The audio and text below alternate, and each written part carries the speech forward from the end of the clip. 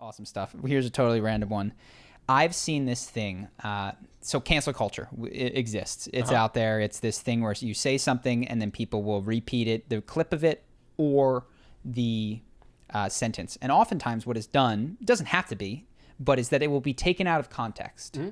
So what people have learned to do, and I think it's dangerous, is to say the opposite of what they mean so that they're communicating the same sort of disdain. Yep. But if they were taken out of context, actually sounds friendly.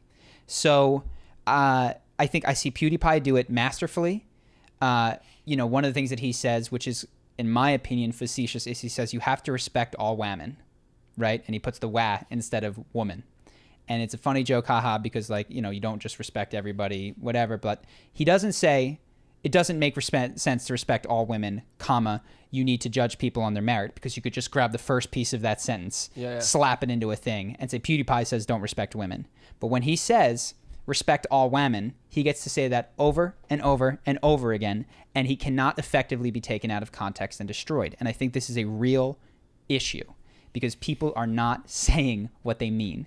And so it was a criticism of H3H3 is that, and I think it's reasonable, is he's making fun of this guy and he's going, he's a legend, man. He's a legend. And it's like, come on, man. You're teasing him. Like, you could say that he's being a legend, but don't let that get you off the hook. It might be good-natured ribbing. It might be, we can argue about that. But what you're saying is that this guy who makes cringe videos, he's like, he's a legend. It's like, dude, you think that what he does is stupid and you won't say it. Uh-huh. And it's not just people have learned, particularly on the internet, to communicate in this way, which isn't saying what they think.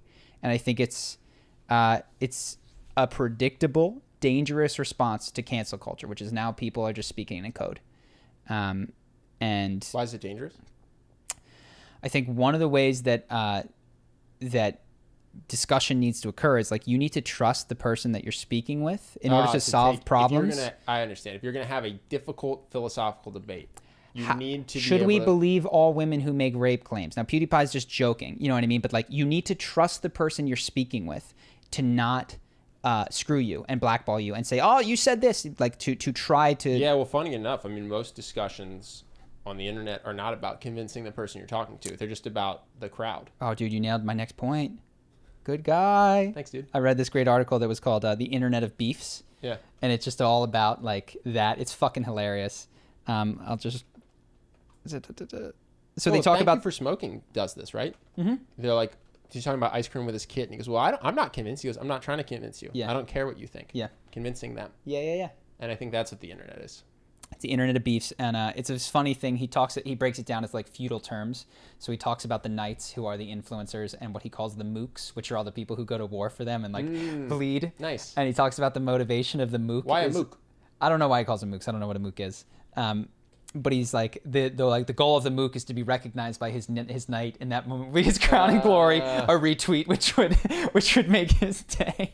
The mooks will vie for nice. It's so funny. Let's see, and the knights. I'm gonna Google this term. I don't know what mooks mean. A common posture above the knights is that the mooks are not important. That they are not responsible for what the mooks do, nor accountable for the views held by the mooks who fight under their banners. And just this idea that we say, it doesn't matter what my fans say. Well, this is exactly what happened while goading them on. With H3 and Keemstar, going at each other, being like, I'm not responsible, but you're wearing G Fuel. You're wearing G Fuel. You're wearing G Fuel. It's like, I didn't say that to call up his thing and get his sponsorship canceled. Yeah. Now, I think there's a reasonable thing, which is we have to draw the line of, when are you to be held accountable for stuff somebody else says because you've incited them, and when is it I need to be able to talk about stuff without everybody going and shitting on whoever I did it. Yeah.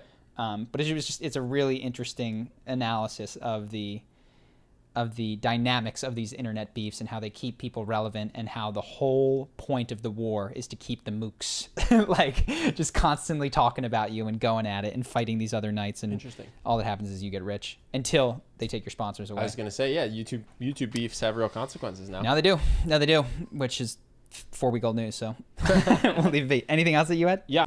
Hope that you guys enjoyed that clip. If you want to see more like this and have us do more podcasts, we are 100% funded by our generous patrons. And if you'd like to contribute, there's a link in the description, and we'll have one pop up on the screen right here so that we can do more podcasts where we have fun conversations and hopefully some deep ones like this. Either way, hope that you enjoyed the video, and I will see you in the next one.